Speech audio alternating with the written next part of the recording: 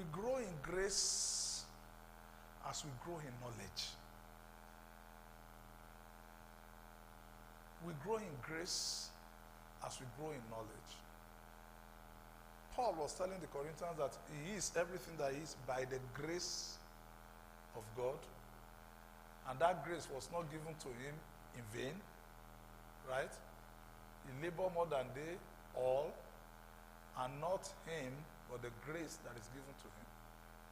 Please follow my line of thought and don't doze off on me. Why is it important that we believe the right thing? It's because the level of grace, and what is grace? Maybe we should start with that. What's grace? Don't give me the unmerited favor dimension. That's not the... In the context of what Paul said about I am what I am by the grace of God, and the grace of God is not given to me in vain. I labor more than they all, but not I, but the grace that is given to me. What is the grace of God? In that context, what is grace? I've defined it over and over and over in this church. What's grace?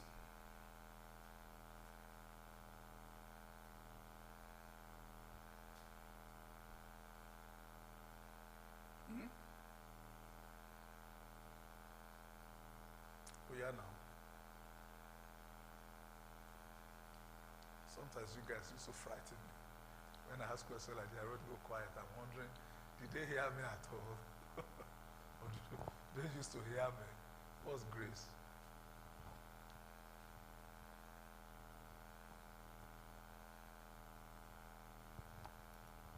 Mary, what's grace? Well, I know the one all of you know is the unmerited favor of God. That's not what we're talking about. What's grace?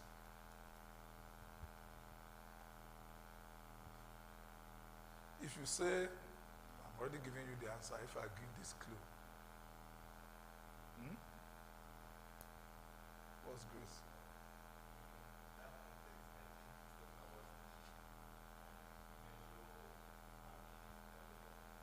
Thank you. Thank you. If you say somebody has grace for something, what does that mean? If I say somebody has grace for something, or somebody is graced to do something, that means he has this capacity, this ability to accomplish. So when we talk about grace, I wanted to say something that will give you the clue. We said grace is not an excuse from work, Abi, but it's an empowerment to work. So when we say the grace of God in this context, it's talking about the available resources and capacity to us to accomplish what has to be accomplished. Are you following me? That's why we say, well, it's not by my strength, it's by the grace of God. We use that to say there is another dimension of ability that I have, which plays out, listen, which plays out in accomplishment, but which is not due only to my strength or ability. Do you understand that now? So when they say the grace of God is upon you, we're saying that there is an enablement. That's what grace is. There's an enablement of God that is available to you so that you can do what ordinarily you cannot do by yourself. Please understand that. That's very, very important. Grace is an enablement. Divine enablement. Divine empowerment for a man to accomplish things that ordinarily, in his own strength, he cannot accomplish. Ara, do you understand that? So what is grace now?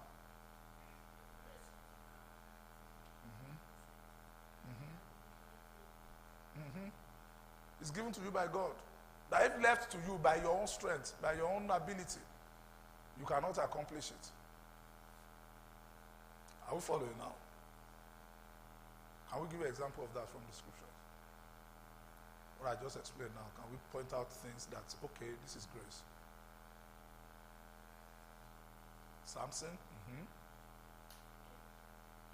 Specific example. Accomplishment in God. That's why accomplishment in God. That's why people have stunted growth in their journey with God. They can be in church for 5-10 years and they are not increasing in grace. They are not increasing in capacity. That's why the churches and the gathering that are focused on heresy and not sound doctrine, the people remain children, babes. Are you following me? So it's important that we believe the right thing. If not, we will be stunted in our growth. We will be stunted in our accomplishment. Like the children we read on Sunday morning, they hear. As long as it's a child, what happens? It's not different from a slave.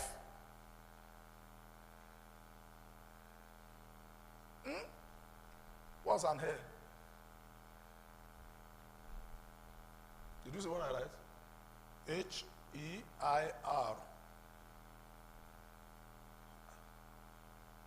An hair. Who's an hair? It's a person. So somebody's an hair. Who's that person? Henry, you want to help your brother? Who's an hair? Sheyi, you want to help your brother?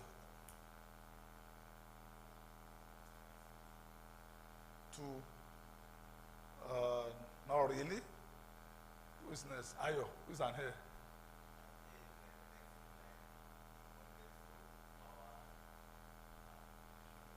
Or inheritance.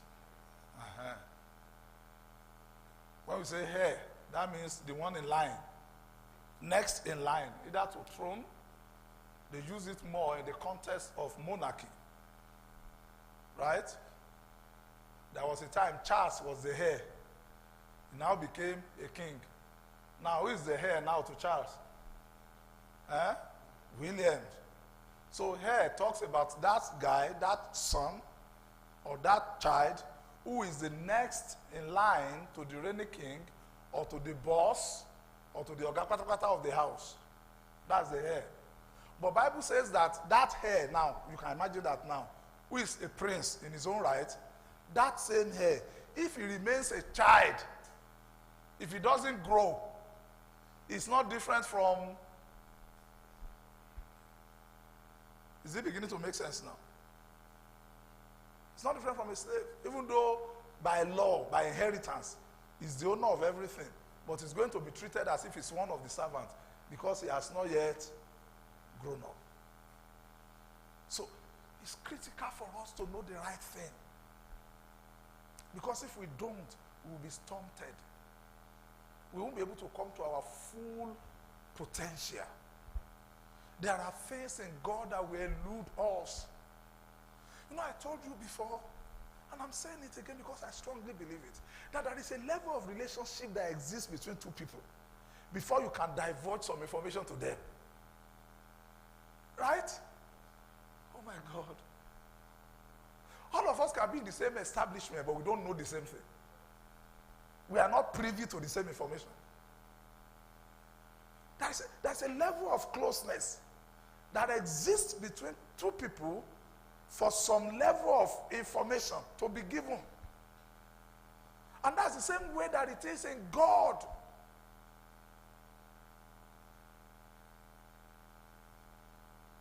So, 2 Thessalonians chapter 2, verse 9 says, the lawless one is coming. And the coming, if you know that this Thessalonians speaks a lot about what we call the what do we call this end time study? Eschatology. Speaks a lot about the end time. That's what I mean. That's one of the letters of Paul that really spoke about end time. That's why I was saying all those who are mourning, they shouldn't mourn as unbeliever and all that, talking about the life to come. So he said a time is coming. The lawless one will arrive. Right? And this is the way it's going to come. It's going to appear with all power, signs, and lying wonders. It will come with miracles. It will come with signs. Right? Are you guys there now? To be sure you are with me. You know, I was thinking about it today. Where did we get the idea that you don't argue with results? You know, we say that in church now. Where? Because the whole foundation of the scripture is to question results. Today, once something is working, once there is what the so-called result, we give validity to it. And that's not the way it is by the teaching of the scripture. I mean, all of us here, I can safely assume that all of us here, we know the fact that something is working is not from God, or you don't know that yet. Do you know that? In fact, results should be argued. Because it's not about the end. As far as God is concerned, the means is as important as the end. I should show you that in the scripture. Why did Moses miss the promised land? I'm not sure. Yes, my dear. And he struck the rock. Good. When he struck the rock, okay, let's skip that. What was the problem that led to speaking to rock or striking the rock or whatever? What was the problem? Huh? No. I mean the people now. What was the circumstance? They were thirsty. They were thirsty, right? They needed water. Are you following me? That's not the first time they will need water. The first time they needed water, he struck the rock. Water came out. This time again, they needed water. So they were thirsty. So in that situation, what is the solution? Thank you. When you are thirsty, what do you want? Please talk to me. Leave the process. Go to the end. The end of that process, did water come out? Did they drink water? Was that a result? It was a result. Did God approve it? Why did God not approve it? Thank you. Even though the end produced results, God was angry. Why? Because the process that led to that end was not the process God sanctioned. So, a man can obtain results. And it's not right. It's not from God. It's not with God. It's not in God. So when they tell us we should not question result, anybody who tells you not to question result is trying to hide something. Bible says we should test our spirit. The same Thessalonians. Test our spirit. Bible says when a prophet is prophesying, the other prophet should sit down. Abi? Are you guys there? So, Paul said, this one will come with power. Everybody say power. Because that's what we want to see now. It will come with signs. It will come with lying wonders. Verse 10. And with all unrighteous deception among those who perish. Why are they perishing? That's the concern. Because they did not receive the love of what? The truth. That they might be saved. For this reason, God will send them strong delusion. That they should not believe the lie.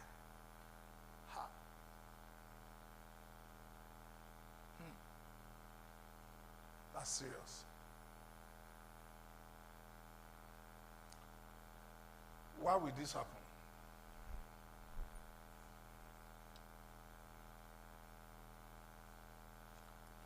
You know, Paul talking to the Romans was talking about some people that God gave up.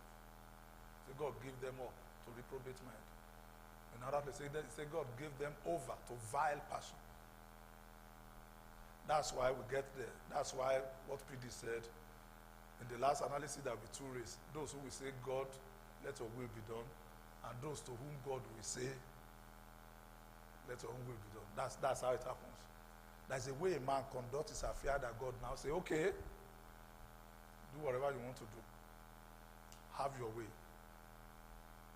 Why will they get to this point? And that's the critical thing. They do not have the love of the truth.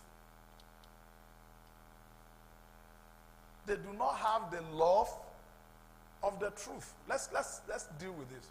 What does that mean?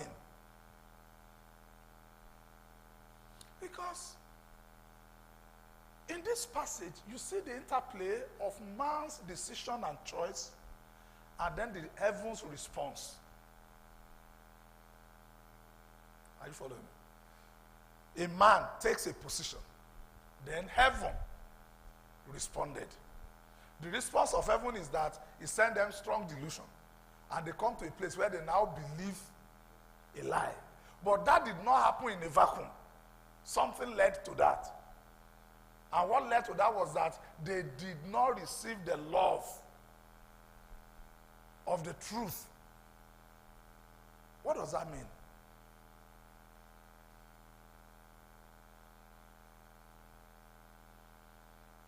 I want to be sure you guys are with me. Are you following my drift? What does it mean? When somebody did not receive the love of the truth, what does that mean? That's something God put squarely within the purview of a man as his responsibility. Right? What does that mean?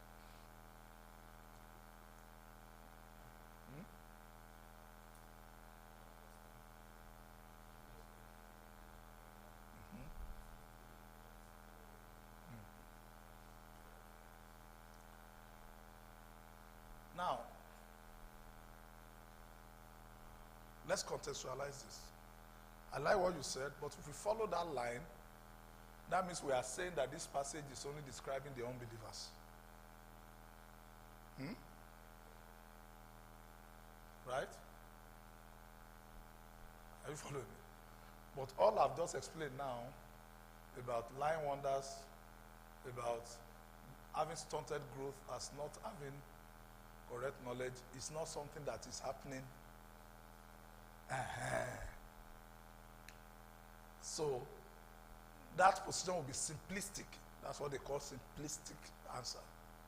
Because we just say, okay, that means everybody who is in church now is exempted from this experience. Do you understand what I'm saying? All right. What do you think it means not to receive the love of the truth? Yes, sir.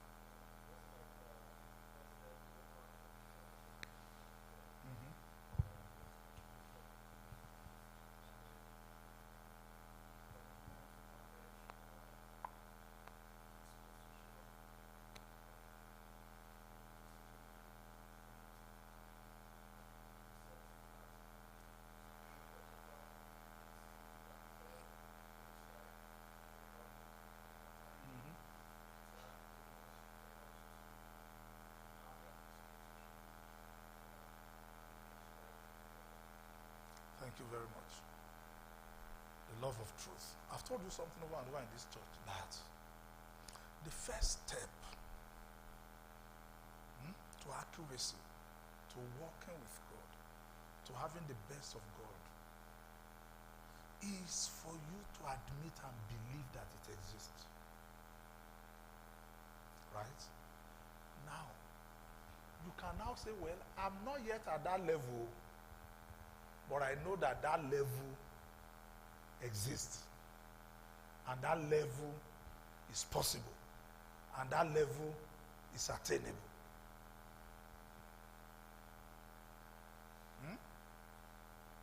I'll use practical things as example.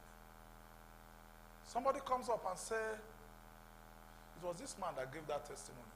I read this week now that the power station is ready. The senior Adeleke, when he wanted to build his power plant. And the guy, and you know, he belongs to Seventh-day Adventists. So they observe Sabbath. All the expatriates that work with him, all of them know him, that he doesn't joke with his Sabbath, and he's a very strong believer in God. Very strong believer in God. When he wanted to do the power plant, the guys in the government side who were to give the approval and all that, insisted that he must give them some stuff. And the guy said, no. If I'm going to do anything, it's going to be my discretion.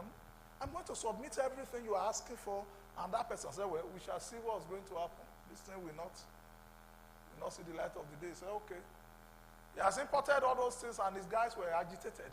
Okay, let's settle. So he said he went on the Sabbath and forgot about everything and just Just focus on God and put it on his request.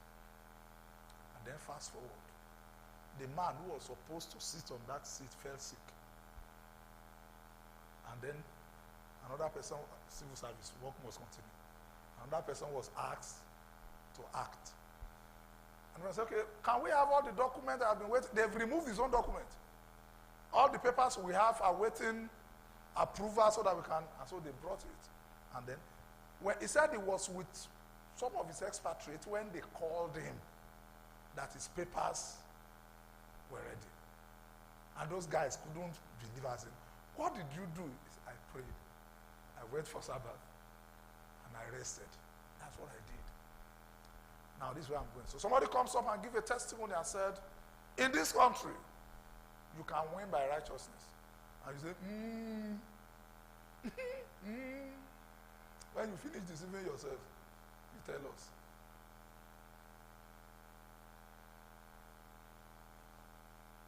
Right? So what you are saying is, it's not possible. Now, because you are saying it's not possible, it's not doable, that will forever be a realm that you can never even step into. Not only that, what we are doing now, that I'm going to this law for the truth, is that you are now taking a heart position that is locked against that dimension of truth. So when Bible said they did not receive the love of the truth, it was saying that they position their heart in a way that they are narrow-minded. They were set in their ways. They were not open to any consideration for what is not what they have held on to. This is the way I keep telling you, and that's what I believe. You see, when you hold on to any position, as good as it is to be tenacious, leave a small possibility for error. What if I am wrong? Right? Because you could be wrong. You could be wrong. You could be wrong. God said they do not have that hard positioning that is willing. Imagine Peter. That the angel of the Lord appeared to him in a vision. And the Lord appeared to him in a vision and said, rise, kill, and eat. And he said, no, I've never touched any unclean thing in my life. You cannot make me touch that. I cannot. And then he woke up. A Gentile was asking him to come and preach to them. Now, these are guys who are come from a position that they have nothing, no interaction with the Gentiles. And God was about opening a new chapter in his plan, which is the Gentiles period. And God put somebody on that line to be the one to crack that thing open. And the guy said, I'm not, I don't belong in that era. At the end of the day, the ministry to the Gentiles was given to who? To who? To Paul.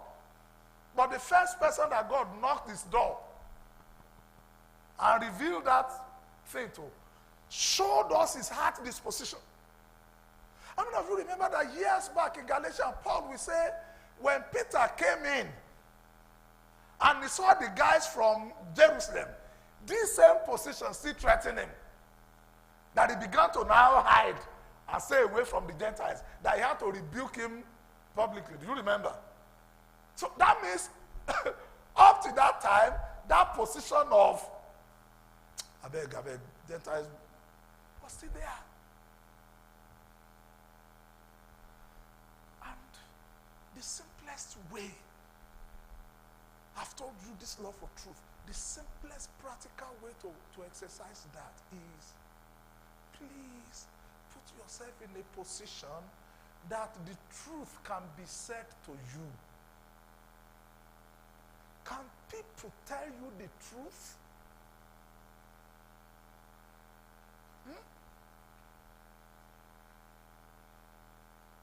Or when it comes to you, everybody will just stab themselves. Don't talk. Just leave him. Just leave him. You know there are people like that. If you don't want his problem, don't tell him the truth. Are you open to being corrected? That's what it means. Or do you see correction as rejection?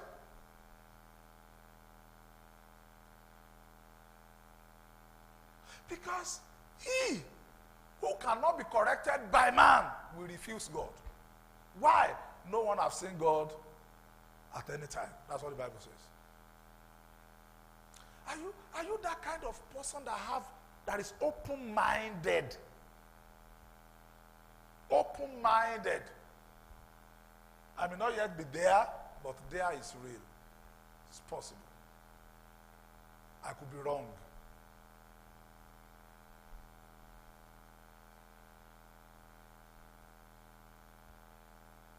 This is the big issue we are having today, guys. It's called the simplicity of heart. The simplicity of heart. That you don't become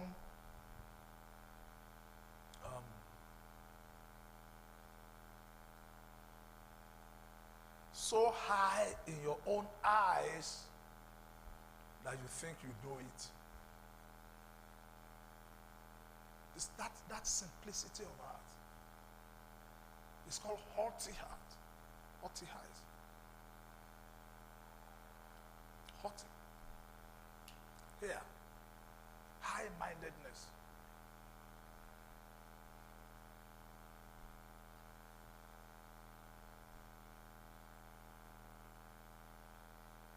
Because we need to understand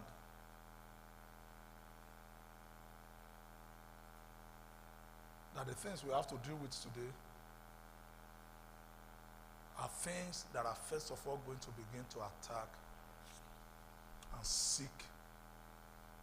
I told somebody,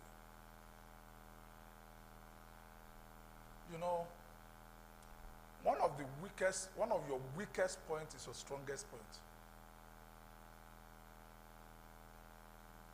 One of your weakest points remains your area of strength. Why did I say that? Because you are naturally off guard on things you are strong about.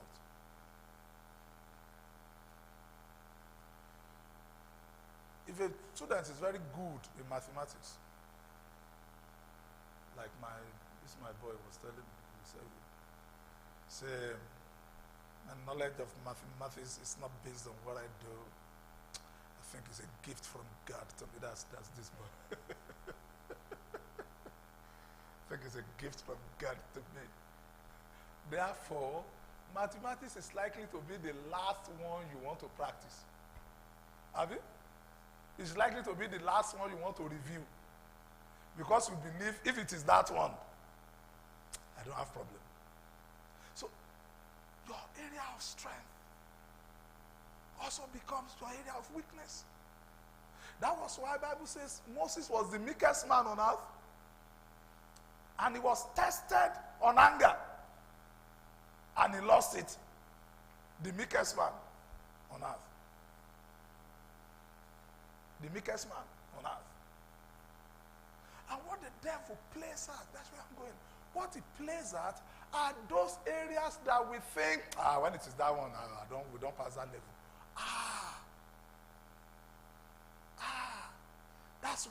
That's where it's after.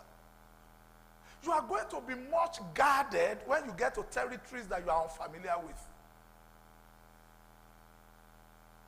So devil will not bring something that is very strange because you are likely going to pay more attention to it. It's going to bring the familiar, the usual, the ones that you believe you have mastered. And that's why this open-mindedness is so critical to us. Are we together?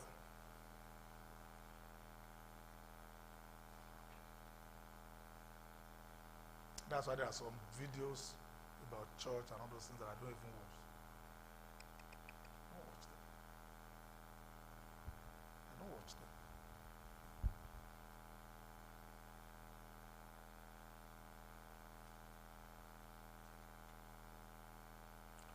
It's all right.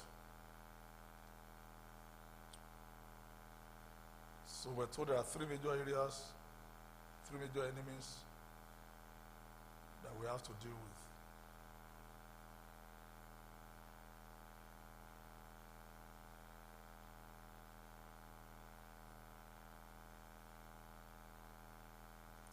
We're told that the only thing that is potent enough to defeat the lies is the truth.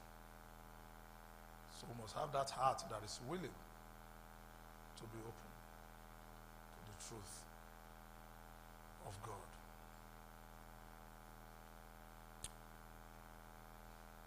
Two more things, and then I'll give room if anybody wants to ask or clear anything. One is that the devil is not a myth. Now, one of the things the devil is plaguing this generation with is to make them believe that it doesn't exist.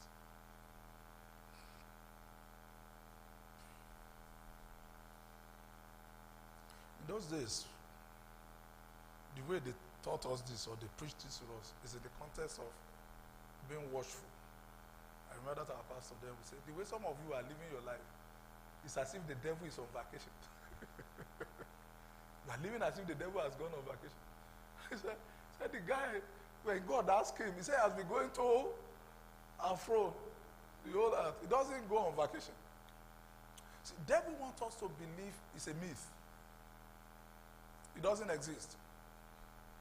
And that belief is not just a mental assent. It manifests in carelessness.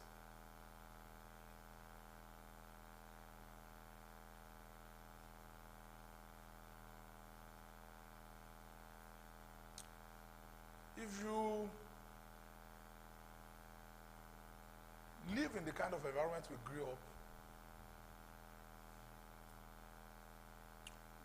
grew up in an environment where our parents raised a lot of, they call them pets now, but in those days they were not pets. They were domesticated animals. Some of us, we know our parents raised goats, some of them raised pigs, some of them raised cats and dogs and all that. Especially goats and chicken and all that. They are also economic lifeline for them. All right. So in our kitchen, because of that environment, I want to use that to explain this myth about the devil. They used to do what in our days they call it apepe or pepe. I don't know what that English will be now. Mrs. Bolade, can you help me with that? You have an idea of what I'm talking about. Shelves. Thank you, like shelves. They do it in our kitchen. Now, the essence is, because of where you are, you can't just carry your vegetable or carry your yam or carry your food and put it on the floor. Why? There is a goat that is going around. So when you bring those things, you put it up. So if you complain that goat eat your yam, the first question is, where did you put it? Because all of us know that there are goats here. So you are expected to put on the shelf. Do you understand? The lie about the devil being a myth is that somebody now said there is no goat here. I can just leave my... What will happen? The devil wants us to be careless with our lives, without discipline, without commitment, forgetting that the Bible says it's the adversary. Somebody who is not looking.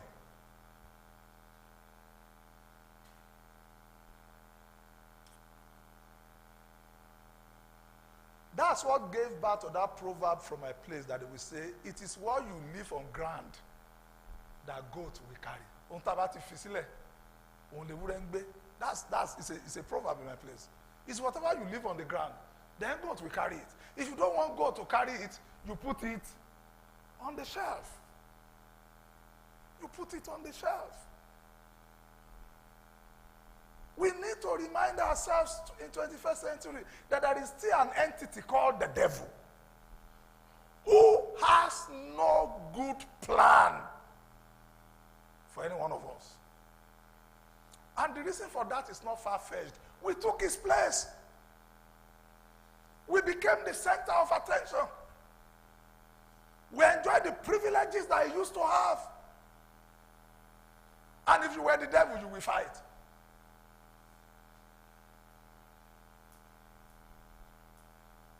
So be careful how you live your life. It's real.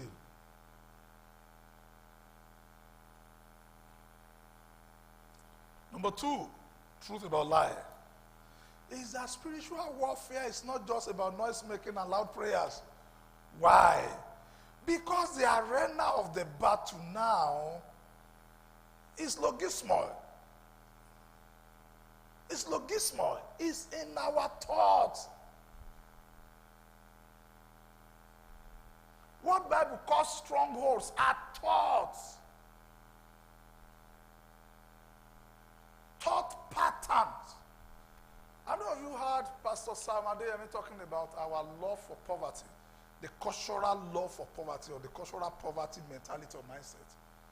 You know, that there's something about the way we live that shows that we are culturally happy with poverty. And that struck a chord with me, you see. And that's why by God's grace, you see all these guys, all these children God is giving to us, they must have different experience. So they cannot solve the problem that they are part of. I'm telling you. So save money, buy generator, do inverter. Let power be a general reality in your own environment. What do I mean? How many of you know that what happened to that last WAEC they wrote?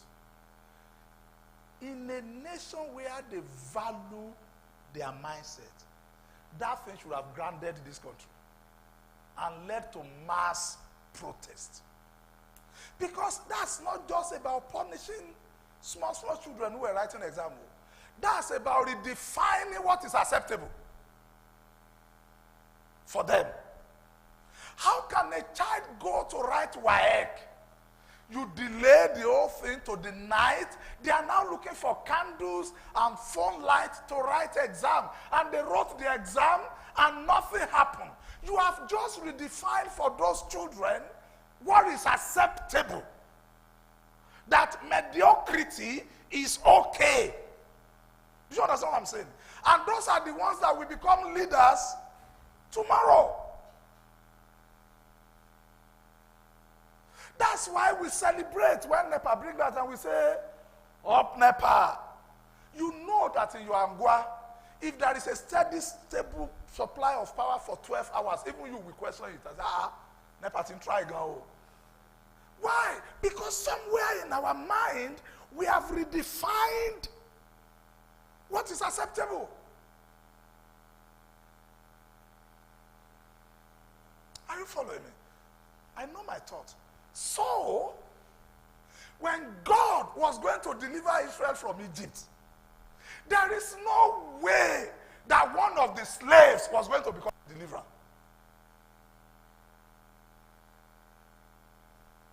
His mindset will be slavish mindset. So what did God do?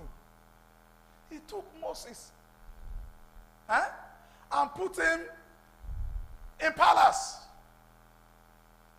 Oh my God. He grew up with a different mindset from the people he was going to deliver. Because if he had grown up in the IDP camp, his thoughts, his mindset will also be. So God had to take him out and put him in another environment. He grew up with no lack. He grew up with access to resources. He grew up with access to knowledge. Bible says he was powerful and he was vocal in all the knowledge of Egypt. He was raised like a prince. And then he could qualify to become a deliverer. A slave cannot deliver a band of slaves.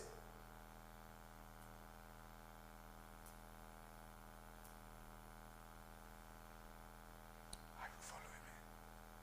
So if we are going to raise deliverers, we cannot raise them like the people they want to deliver.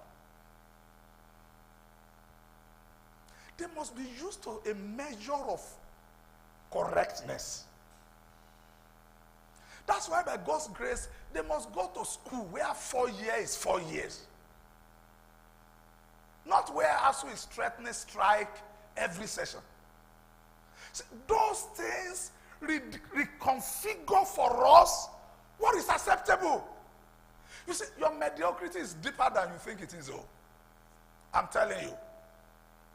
Oh, you need to come to an environment that reveals it. You will be shocked how much of this mediocrity has come inside of you to stay.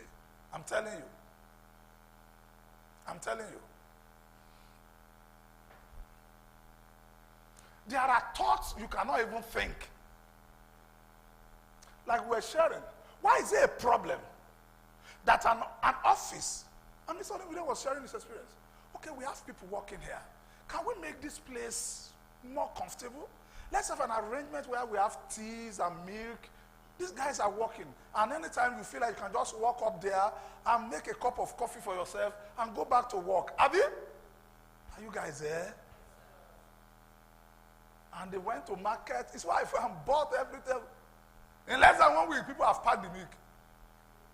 When they are going home, they have packed it in their bag and went with it. That's the... I told you, in those days when they say we eat too much in ACC, I told you it's because I've not even gotten to where I'm going. I've attended services where after service is barbecue. People finish service and then they go out and then the grills are already set. And for the next 2-3 hours, that's where that's the real community. Every Sunday in Pastor Bakare's church, the pastors and the leadership have lunch together. Every Sunday. Once they finish service. Every Sunday. Yesterday struggles to give us Coke. We'll be begging her to give us Coke. He will count us 1, 2, 3, 4 and buy 4 Coke for us. If we suddenly have anybody who is number 5, you are on your own. She has already counted her Coke, put it in her freezer. And that's what you must take. I'm telling you. We have offices with restrooms. We have offices with what do you call this thing you play? Snooker's board. You have offices with that when you walk and you are tired or whatever, you just go out and play a round of snookers and go back to your work. Put it here. That's where they will resume that. They will not get, some people will not get to the office till the closing hour. As they are coming straight to snooker board. Because something happened to our minds. Something happened to our mind. And so these guys must know differently. That's the only hope we have. I'm telling you. We are gone.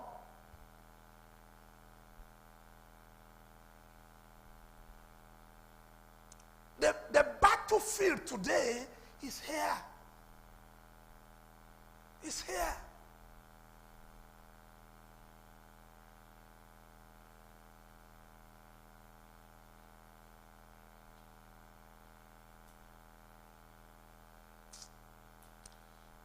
I don't want to say so that it will look as if somebody is honestly it's here.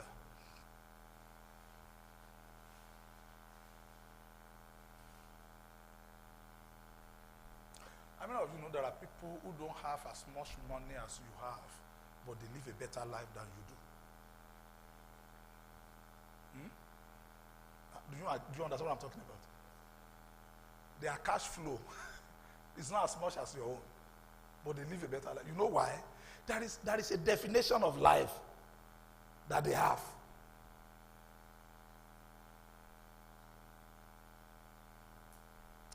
There's a way they've defined it. There are things they've conquered in their minds.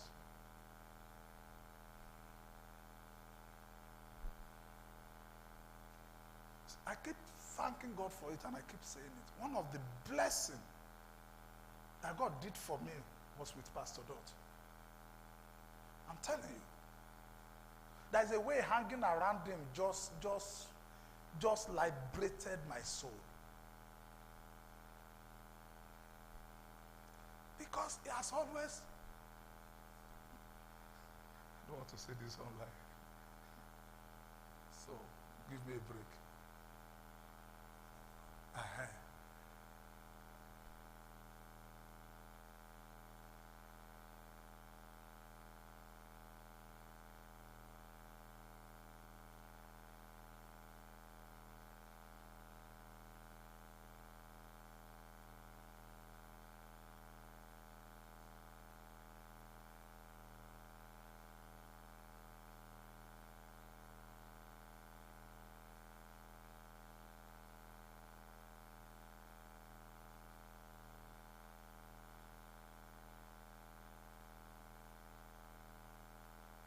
In the days when all our offerings are up to 10,000. He will stay. For months, for years, you won't see 1 naira in his wallet. But he won't show up tomorrow and looking like a chicken that rain beats. And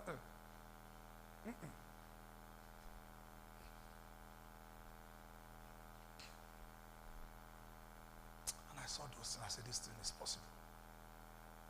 This life is possible. It's not about show off. It's not about greed. It's not about, it's just a refusal to settle for some things. This is where the battle is. It's in the mind. It's a stronghold.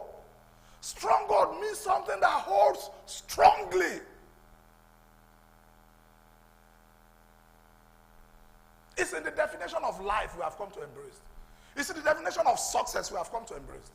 I was sharing with him and I was telling my friend, you see, we belong to a field, and this is where many ministers are missing it. And please hear me loud. See, I like saying things like this because we are going far so that tomorrow you are qualified to say, Pastor, this is what you said. I said, we belong to a field where success is the most difficult to define, which is church, which is ministry. Mr. Agbaje, if we say somebody is a successful lawyer, we have parameters. Abi? That, oh, this guy is a successful lawyer. We start talking about the size of his chambers, the size of his staff, the kind of, Abi? And we say, oh, this guy is a successful lawyer. If we say this is a successful designer, right? There are parameters. But when it comes to ministry, how do we define a successful pastor? Jesus went to a pool of Bethsaida, and Bible said that place is known as a place where you bring sick people. And he healed only one person. One. Please, is that success? Can you organize a program? Can God set up a whole program just for one person? Are we not going to say the person has failed? Are you guys following me? Do you remember the story talking about Billy Graham? Somebody who did a crusade and spent money and all that, and only one person gave his life. Now, by human reckoning, was that not a disaster? A failure? So when it comes to ministry, success is so difficult to define. Because crowd in church does not mean success. Small too does not mean success.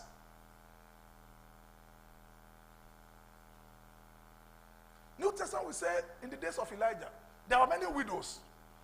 But God did not send him to anyone except the one in Zarephath.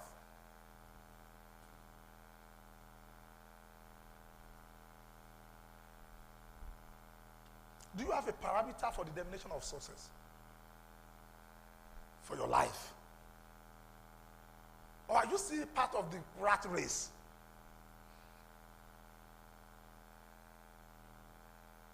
It's in the mind. It's in the mind. And I challenge you for the rest of this week, test your mind. You will be shocked the things you still believe. You will be surprised at yourself, the things you still believe.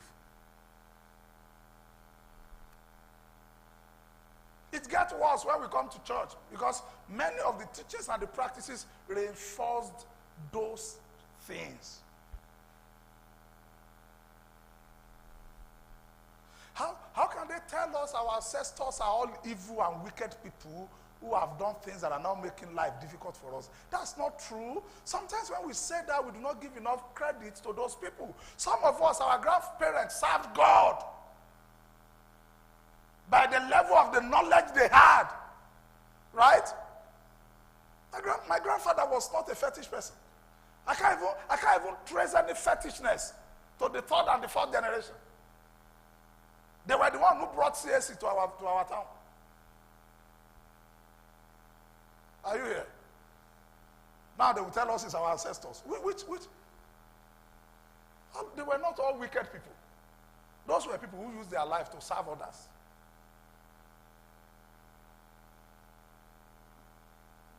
I'm not saying there are no ancestral causes, but they are not following me. What is following me is ancestral blessings. So I've witnessed my food being given out to outsiders. I've told you the story of why we used to rush our food when we were growing up. People on our street know us. When they are hearing that, pokoro, pokoro, pokoro, pokoro, pokoro, my mother sells palm oil. One of my mothers, I have 3 of them. So they will wait until they are hearing pokoro, pokoro, pokoro. That's when they will now come and buy palm oil. And they know my mother will never allow you go away empty. I mean, he will carry, you know the way we do pounded yam in our place. It's not like this one that you already peeled the yam. No. You cannot peel yam and pound it for my grandmother. He will throw it at your face. Because he will tell you that yam will have soaked water. So you just wash it and cut it. So when you want to pound, that's when you are now peeling it. If you do that too much, they will knock you. What's your problem? This thing, you can hold it in your hand. So we hold it in our hand and we peel it and then throw it. He will carry 1, carry 2. And when he's doing that, because we have already calculated, this thing cannot even go around in the first place. Somebody will say, thank you, my Shema. I say, no, she will carry it and be running after you. God help you that you have not finished your food when they come visiting. She will just look. Just collect it. Just,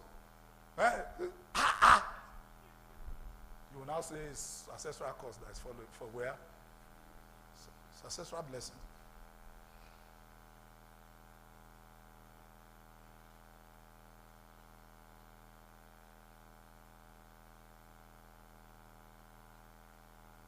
Are you here?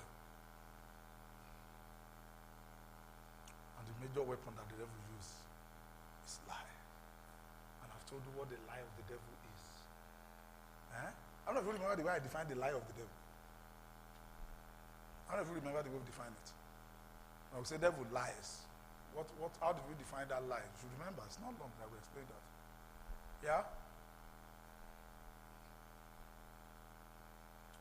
Mr. Abuja, if we say devil lie against you, how did we define it? We explain it.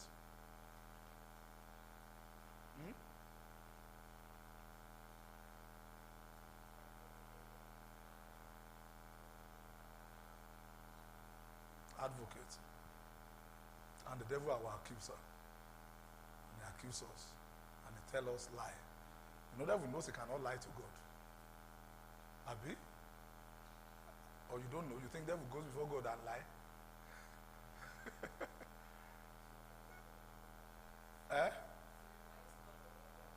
Which are true. Which are true. You never lie. Devil cannot lie before God. So when it says father of lies, it's not when he's dealing with God. It's when he's dealing with us. Right? Are you here? I would say the lie tells us it's not fabricating what we didn't do. But there's only one point at which he lied to us. What's that point?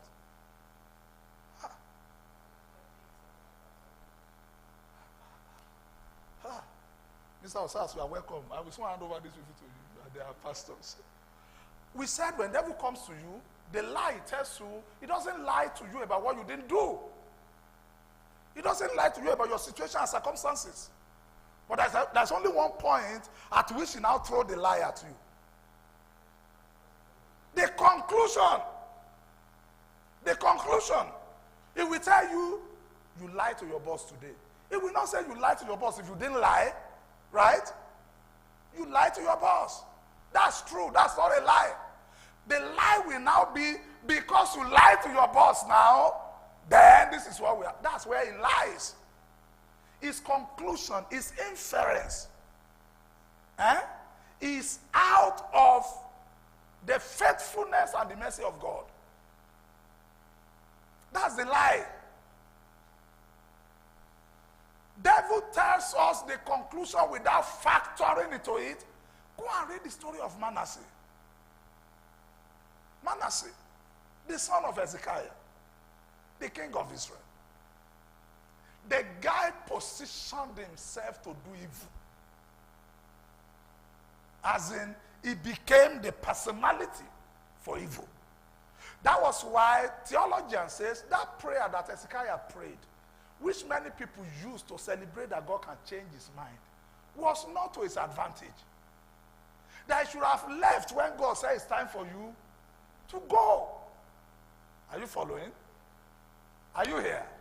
How many years did God add to Hezekiah when he prayed? How old was Manasseh when he became king after the death of Hezekiah? 12.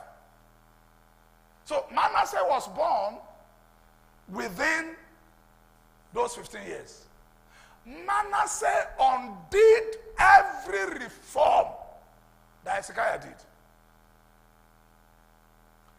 It was Manasseh that killed Prophet Isaiah. When you read in Hebrews 11, and it says some were saw asunder. That was how Manasseh killed Isaiah. You know what he did? He cut a big tree with big trunk and then removed everything inside the trunk and put Isaiah inside it and roll it to sawmill and cut it. That was how Isaiah was killed. And Manasseh wanted to die. And Manasseh repented. And God forgave him. He killed Isaiah. And God did what? Talk to me now.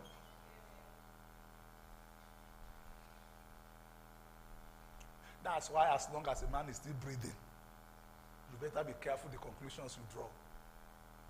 God forgave him. So I'm saying that when the devil comes to you, I know exactly where I was.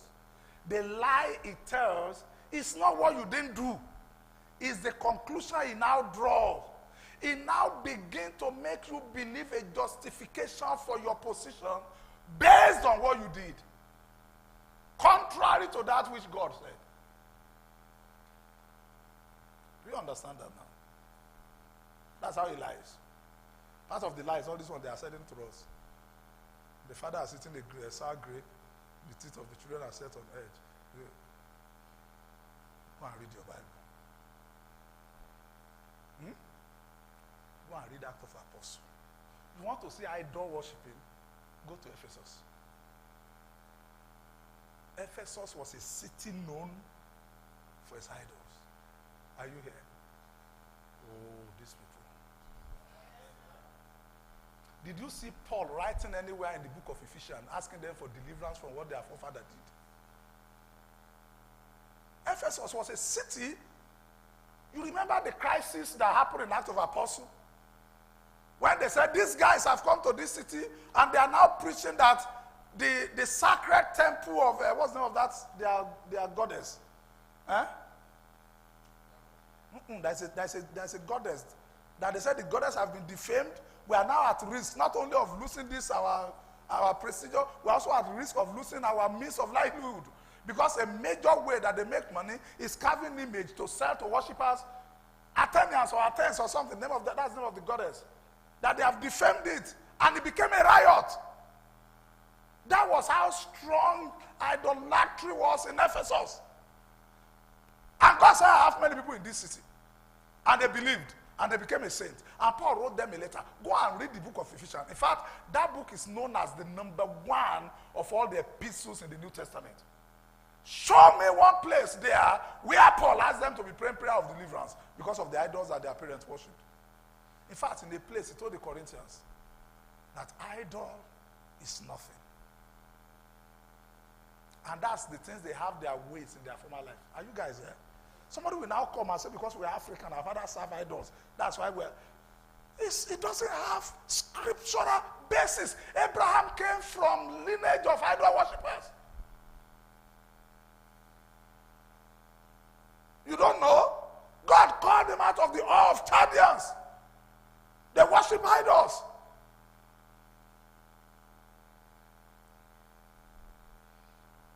For some of you here, you can trace up to your third, fourth generation that didn't worship idol.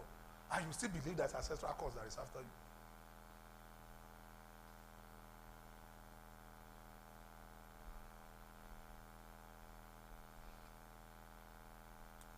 Patterns. Those are the things that are said. And you know those things sell. Those things sell. And sometimes they nibble at your greed. They nibble at your lack of contentment. That's what they do. That's what they do. That's what I told you when we're talking about crossing over to the other side of pain and suffering, that it is appointed to man at certain phase and at certain time and at certain stage of his life to deal with issues. Don't let anyone prey on your situations and circumstances. Don't allow it. Something is wrong. There's a problem, and we shall solve it. Right? We shall solve it. For our light affliction is about a moment. We will come out of it. Everybody goes through some things in their lives. Don't let them light you and and turn you to something because of.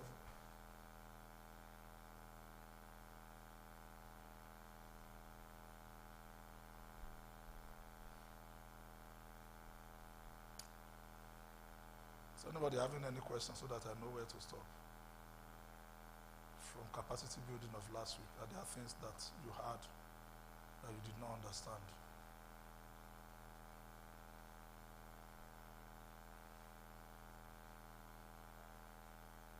Do I have any? Please give her the mic.